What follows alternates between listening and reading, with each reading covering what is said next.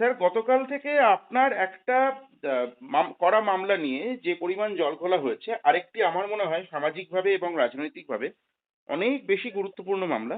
সেটা মেইনস্ট্রিম মিডিয়ায় তো বটেই, এমনকি সোশ্যাল মিডিয়াতেও একেবারেই নজরে আসেনি।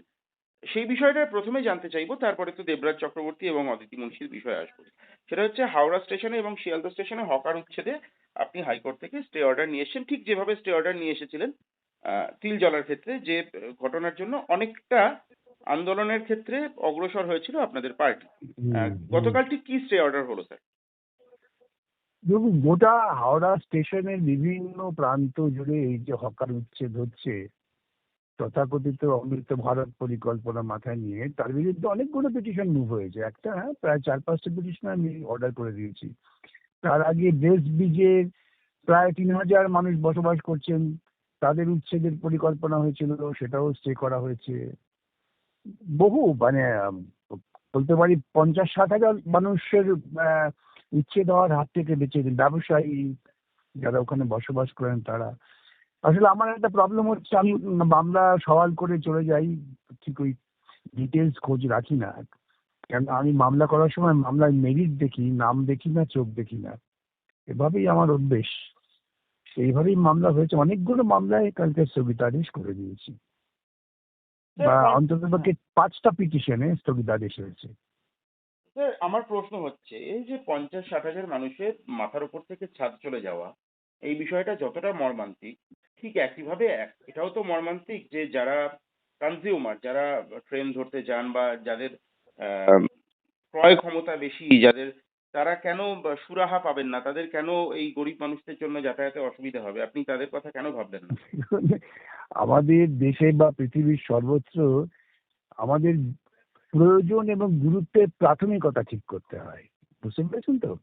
আমার যদি 5টা সন্তান বাড়িতে থাকে, যে দুর্বল আমাকে তার দিকে বেশি নজর দিতে হবে, যে তুলনামূলক সবল তাকে বেশি না খাইয়ে। এটা হচ্ছে মৌলিক মানবিক চিন্তার একটা দিক। সরকার হচ্ছেন সকলের অভিভাবক। কেউ তো চায় না যে অন্য কারো অসুবিধে করতে। এটা যে মানুষগুলোর জীবন জীবিকা নির্ভর করছে, আমি তো তাকে কাজ দিতে পারিনি, এটা আমার প্রাথমিক দায়িত্ব ছিল। সরকার হিসেবে আমি প্রাথমিক দায়িত্ব পালন করতে ব্যর্থ হয়েছি। সেই মানুষগুলো তাদের নিজেদের জীবন জীবিকা খুঁজে নিয়েছেন, তারা কোথায় যাবেন? তাদের একটা ইমারত করার সাধ্য নেই। তারা রাস্তায় ফুটপাতে যেখানে মানুষ চলাচল করেন সেখানেই বুঝবেন। তাদের যদি তুলে দিই, আমি তো বিকল্প করে তুলে দিই, বহুবার এটা আলোচনা হয়েছে। কিন্তু স্যার আমি তো এরকমটা উদাহরণ দিয়েছি, আপনার, আমি যখন কলকাতার মেয়র বুদ্ধদেব ভট্টাচার্য যখন মুখ্যমন্ত্রী, তখন লেক গার্ডেন্সের স্টেশন লাগোয়া মানুষদের উচ্ছেদ করার জন্য হাইকোর্ট অর্ডার করে দিয়েছিল। আধ ঘন্টার মধ্যে আমরা তাদের সিদ্ধান্ত নিয়ে অন্য জায়গায় পুনর্বাসনের ব্যবস্থা করেছিলাম। এই দৃষ্টান্ত তো আছে। বাম আমলে কর্মীরা নিজেরা এই সমস্ত কোনো জানেন না, প্রচার হয়তো করেন না। প্রচার করা তো দরকার, যে বিকল্প করা যায়, সদিচ্ছা থাকতে হয়, আর কিছু না। কিন্তু স্যার আপনার মনে হয় না যে এই গরিব মানুষগুলোকে যদি সরিয়ে দেওয়া যেত, তাহলে আমাদের রাস্তাঘাট আরো ঝাঁ চকচকে হতো? আমরা একটা স্মার্ট সিটি, একটা সুন্দর শহর, দেখতে শুনতে অনেকটা ভালো একটা শহর শহর পেতে পারতাম, রাজ্য পেতে পারতাম। দেখুন, সব স্বৈরাচারী সরকারের প্রাথমিক কাজ হচ্ছে মানুষ বাঁচলো কি মরলো দেখো না, সব আপাত দৃষ্টিতে ঝকঝকে চকচকে করে রাখো, তাহলে দেখবে লোকে ভাববে খুব সুন্দর। সেই জন্য এই ট্রাম্প আসবে বলে আমরা ঝুপড়িগুলোকে সুন্দর সাদা কাপড় দিয়ে ঢেকে দিই। এইগুলো পৃথিবীর বহু উদাহরণ আছে এরকম।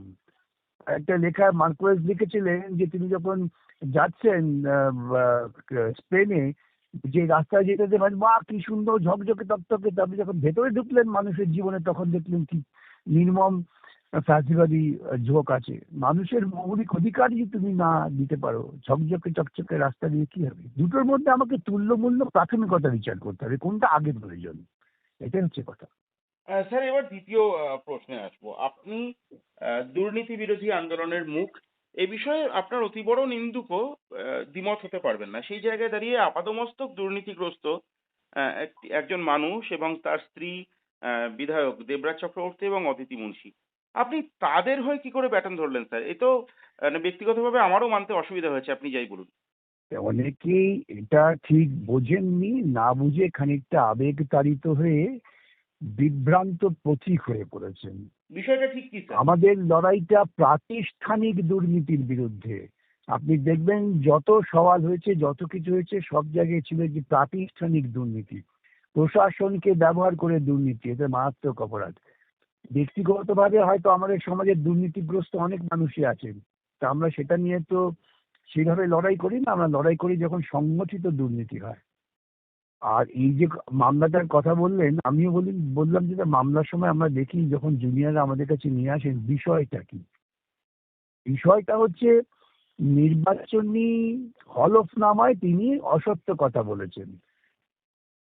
যিনি অভিযোগ করছেন তিনি নির্বাচনে প্রতিদ্বন্দ্বী প্রার্থী ছিলেন। তিনি নির্বাচন হওয়ার আগেই অভিযোগ দায়ের করেছেন থানায়। থানা কিন্তু সেটাকে অপরাধযোগ্য বিবেচনা করেননি। আমরা পরিভাষা বলি কগনাইজেবল অফিস বলে, তারা এফআইআর রেকর্ড করেননি। কিন্তু নির্বাচনে যেই অভিযোগকারী বিজয়ী হয়ে গেলেন, সঙ্গে সঙ্গে থানায় এফআইআর রেকর্ড করলো। এটা আরেক ধরনের প্রাতিষ্ঠানিক স্বৈরাচার। এটাকে ঠেকাতেই হবে। স্যার আমি যিনি আরেকটু অপরাধ সহজভাবে করেছেন বোঝাতে তার বলবো যে, আপনাকে। ধরুন আজকে আপনি থানায় অভিযোগ করলেন গিয়ে যে আমাকে একজন লোক তিনি ধরে খুব পিটিয়েছেন, আমি তো কথার কথা বলছি। হুম হুম থানা আপনার অভিযোগ দেখে বললো যে এটা এফআইআর করার মতো অভিযোগ নয়, ফেলে রেখে দিল। হুম হুম 8 দিন পরে বা 10 দিন পরে আপনি একটা খুব শক্তিশালী বড় হোমরা চোমরা নেতাকে গিয়ে থানা অফিসারকে ধমক দিলেন, সঙ্গে সঙ্গে থানা অফিসার এফআইআর রেকর্ড করে যাদের বিরুদ্ধে অভিযোগ তাদের গ্রেপ্তারের পরিকল্পনা করলো। যাকে গ্রেপ্তার করার জন্য যাচ্ছে সে লোকটা খুব পাজি, খুব বদমাইশ, হুম। নোটোরিয়াস। কিন্তু পদ্ধতিটা, ন্যায় বিচারটা, এটাই প্রশ্ন, আর কিছু না। কিন্তু দেবরাজ চক্রবর্তীকে কি আপনি কোনোভাবে সেভ করছেন স্যার? একদম ওপেন প্রশ্ন। আমি কাউকেই সেভ করছি না। আমি ন্যায় বিচারের পদ্ধতিটাকে যথাযথভাবে লাগু করার জন্য চেষ্টা করছি। বিচারপতিদের কাছে এইটাই আমার সওয়াল, যে অপরাধ করেছে চূড়ান্ত অপরাধীকেও ন্যায় বিচারের পদ্ধতির মধ্যে দিয়ে সাজা দিতে হবে, জুলুমবাজি করে নয়। কিন্তু দেবরাজ চক্রবর্তীর বিরুদ্ধে যদি একদম আপনার ভাষায় ন্যায় মানে সঠিকভাবে আইনসঙ্গতভাবে অভিযোগ এনে তার বিরুদ্ধে আইনগত ব্যবস্থা নেওয়া হয়, তাহলে কি আপনি সেক্ষেত্রে তার সেফগার্ড হয়ে দাঁড়াবেন? মানুষ জানতে চান। আমি যদি দেখি যে তো অভিযোগটা মারাত্মক প্রাতিষ্ঠানিক গুন্ডামি এবং দুর্নীতি, দাঁড়াবো কেন? যদি দেখি সে অভিযোগটা আমার পার্টি কর্মীদের উপর আক্রমণ হয়েছে, সেই সংক্রান্ত অভিযোগ, আমি দাঁড়াবো কেন? এরকম হাজার হাজার, হাজার হাজার না, এরকম অনেক মামলা আছে যা আমি দেখি ফেরত দিয়ে দিই যখন আমার মনে হয় যে সেটার সঙ্গে আমার রাজনৈতিক মতাদর্শের সংঘাত হচ্ছে। আরে এক পেশাজীবী হিসেবে এটা বুঝতে হয়। ধরুন আমরা না একটা পরিষেবামূলক পেশায় আছি। এই পরিষেবা পেশার নৈতিক দায়িত্ব হচ্ছে, যদি তোমার কাছে কেউ পরিষেবা নিতে আসে সেক্ষেত্রে তো ব্যক্তি কোনো স্বার্থ নয়। যেমন একজন চিকিৎসকের কাছে যখন কেউ যান চিকিৎসার জন্য, সেখানে চিকিৎসকের কোনো ব্যক্তিগত স্বার্থ নেই। কিন্তু স্যার তাকে এখানে যিনি সোশ্যাল মিডিয়ায় পরিষেবা, একটা কাউন্টার ডিসকোর্স তৈরি হচ্ছে স্যার, যে একজন যারা চিকিৎসকের ডিসকোর্স দায়িত্ব করছেন হলো প্রাণ বাঁচানো, কিন্তু এক্ষেত্রে দেবরাজ এটাও তো, চক্রবর্তী। শুনুন, যারা বলছেন কিছু মনে করবেন আমি কড়া কথা বলি, তারা বোধহয় বাংলা শব্দের অর্থ বোঝেন না। আইনজীবী পেশা এবং চিকিৎসা পেশা দুটো ভিন্ন পেশা, কিন্তু তাদের মূল চরিত্র হচ্ছে এটা পরিষেবা। এরা পরিষেবা পাওয়ার জন্য মানুষ এদের কাছে আসেন। এরা কারো কাছে দৌড়ন না তাদের জীবিকার জন্য। যেমন আজকে যদি আপনার কোনো কান ব্যথা বা নাক ব্যথা হয়, আপনি আপনার পছন্দের ডাক্তারের কাছে যাবেন, সেই ডাক্তার কিন্তু আপনার কাছে আসে না। এবং একেবারেই তাই। জীবনের বৃহত্তর ক্ষেত্রে আজকে যদি কেউ আইনের পরিষেবা চান, কেউ যদি মনে করেন যে আমি ন্যায় বিচার থেকে বঞ্চিত হচ্ছি, তবে তিনি তার পছন্দের আইনজীবী খুঁজে নেবেন, আইনজীবী তাকে খুঁজবে না। এই পরিষেবামূলক চরিত্রটা চিকিৎসক এবং উকিল এক। আর দুটো পেশা তো আইডেন্টিক্যাল না। আমি দেখলাম বুদ্ধিমান লোকেরা মাঝে মাঝে গুলিয়ে ফেলেন বিষয়টা, যাই হোক সেটা ভিন্ন কথা। সেই দিক থেকে এই পরিষেবামূলক যে পেশায় আমরা আছি, সেই ক্ষেত্রে আমরা যারা পরিষেবা দিই আমাদের কোনো ব্যক্তিগত স্বার্থ এর সঙ্গে যুক্ত থাকে না। হুম হুম এটা মাস্টার সার্ভেন্ট রিলেশন নয়, এটা সম্পূর্ণ সার্ভিস ওরিয়েন্টেড। স্যার এই জায়গায় আমরা দাঁড়িয়ে অনেকে যেটা হয়তো। আমরা যেটা পাই এটা সাম্মানিক, হুম এটা হুম কোনো বেতনভোগ না। সুতরাং যদি কেউ এসে আমাকে বলেন যে আমি দেখুন ন্যায় বিচার পাচ্ছি না, আমি বলবো আপনার অভিযোগটা কি। যদি বলে আমার বিরুদ্ধে অভিযোগ আমি সিপিএম কর্মীদের পিটিয়েছি, সেই মামলা যদি আমি নিই তাহলে আমি নিজে ঘৃণিত বোধ করব। মানে স্যার আমি যতটুকু বুঝতে পারছি আমি সেটা আমার মতো করে এবং সাধারণ মানুষের বোধগম্য করে বোঝানোর চেষ্টা করছি যে দেবরাজ চক্রবর্তী অপরাধী এ বিষয়ে আপনার কোনো সন্দেহ নেই, কিন্তু তার বিরুদ্ধে যেভাবে তাকে গ্রেফতার করার পরিস্থিতি তৈরি করা হয়েছিল যে সেটাও অভিযোগে, প্রাতিষ্ঠানিকভাবে আরো বড় অপরাধ। যে অভিযোগে। যে অভিযোগে। হ্যাঁ। তো সেক্ষেত্রে কি স্যার এটা সেফগার্ড হলো একটা অন্যান্য মানুষদের ক্ষেত্রেও, মানে আগামী দিনে শাসক কি এই এটা অভিযোগে, এই যদি, ধরনের ভুয়ো অভিযোগে যে কোনো সাধারণ মানুষকে হ্যারাস করাটা সেক্ষেত্রে কিন্তু উপায় ভাববে? নিঃসন্দেহে তখন বিচার ব্যবস্থায় বিচারকরা, আইনজীবীরা সকলেই এই দৃষ্টান্তটাকে ব্যবহার করতে পারবেন। কিন্তু স্যার আমার আরেকবার আমি আপনাকে একটু হয়তো দীর্ঘায়িত হচ্ছে, একই কথার পুনরাবৃত্তি হচ্ছে। সেক্ষেত্রে অনেকে বলছেন যে বিকাশ রঞ্জন ভট্টাচার্য তো শুধু একজন স্টলওয়ার্ড লয়ার নন, তিনি একজন সিপিআইএম নেতা।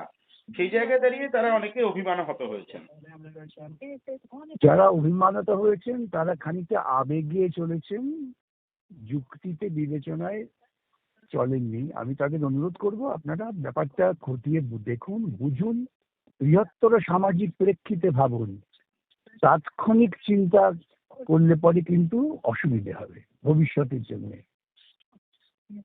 স্যার আমার একেবারে শেষ প্রশ্ন, যে কোনোভাবে কি এই আপনার সওয়াল ছিল দেবরাজ চক্রবর্তীর, অবশ্যই দেবরাজ চক্রবর্তী বা অদিতি মুন্সির মামলা, কিন্তু সেটাকে যাতে তাদের বিরুদ্ধে বেআইনিভাবে অভিযোগকে ব্যবহার করে অন্য মানুষকেও হ্যারাস না করা যায় তার বিরুদ্ধে, নাকি দেবরাজ চক্রবর্তীকে বাঁচানোর জন্য? না না, যেই মামলাটা হয়েছে সেই মামলায় যে অভিযোগ, সেই অভিযোগের ভিত্তিতে, অভিযোগের বাইরে তো যাওয়ার সুযোগ নেই।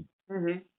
যে ওই অভিযোগের ভিত্তিতে কাউকে ক্রিমিনাল মামলা সাজিয়ে হেফাজতে নেওয়া যায় না। বুঝতে পেরেছি স্যার। একদম শেষবার জিজ্ঞেস করব যে হঠাৎ করে আপনি যে দেখতে পেলেন এই উদগীরণ আপনার বিরুদ্ধে হলো, এবং যারা অনেকে অভিমানাহত হয়েছেন, কষ্ট পেয়েছেন, তারা বেশিরভাগই আপনার দলের মানুষ। আপনি কি মানসিকভাবে এতে কিছুটা ক্ষুণ্ণ হয়েছেন, কষ্ট পেয়েছেন? না না, আমি গুরুত্বই দিইনি। আমি সব প্রত্যেকটা পড়লাম, পড়ে দেখলাম। আমার যেটা খারাপ লেগেছে যে এরা বিজেপির কৌশলটা বুঝতে পারলেন না, এরা বিজেপির চালাকির শিকার হয়ে পড়লেন। কেন বিজেপির যে এক লক্ষ্য, সেটা হচ্ছে, বলতে খারাপ লাগছে যে বিকাশ রঞ্জন ভট্টাচার্যের বিরুদ্ধে ওদের লক্ষ্যভেদ করে চলতে হবে। কেন আমি আরএসএস এর যে দর্শন তার বিরুদ্ধে ধারাবাহিকভাবে লড়াই করে যাচ্ছি এবং সেটা করে আমি নিজেকে খুব গর্বিত বোধ করছি। এবং ঘটনাচক্রে গতকালকেই রামমোহনের জন্মদিন ছিল এবং আমি রামমোহন স্মারক বক্তৃতার জন্য আমন্ত্রিত ছিলাম রামমোহন লাইব্রেরির পক্ষ থেকে। সেখানে আমি এই কথাগুলো বারবার বলেছি, মামলার কথা বলিনি। আমি বললাম যে আজকে যদি রামমোহন বেঁচে থাকতেন তাহলে তাকে অনেক বেশি অত্যাচারিত হতে হতো। তখন যে তিনি অত্যাচারিত হয়েছেন তার থেকেও বেশি। কেন বিজেপিরা মনে করে রামমোহন হিন্দু বিরোধী। বিকাশ রঞ্জন ভট্টাচার্যের কাছে আইন আগে নাকি দল আগে, আদর্শ আগে? আইনবিহীন দল হয় না, দলবিহীন আইন হয় না। তো আগে পরে নয়, দুটো ভিন্ন ধারার সংগ্রামের পথ। অনেক ধন্যবাদ স্যার সময় দেওয়ার জন্য।